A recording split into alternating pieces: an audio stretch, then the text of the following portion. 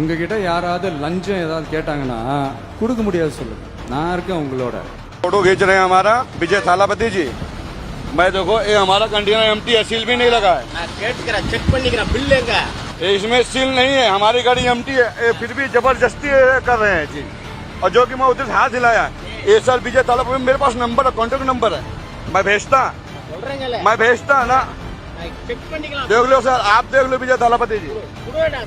CM விஜயோட பவரை தமிழக போலீசார் கிட்ட காட்டின வடமாநில இளைஞர். வடமாநில டிரைவரை நிறுத்தி லஞ்சம் கேட்ட தமிழக போலீஸ். லஞ்சம் கேட்டா சிஎம் விஜய் கிட்ட சொல்லிடுவேன். முதலமைச்சர் விஜய் பெயரை சொல்லி லஞ்சம் கேட்ட போலீஸை அலற விட்ட வடமாநில இளைஞர்.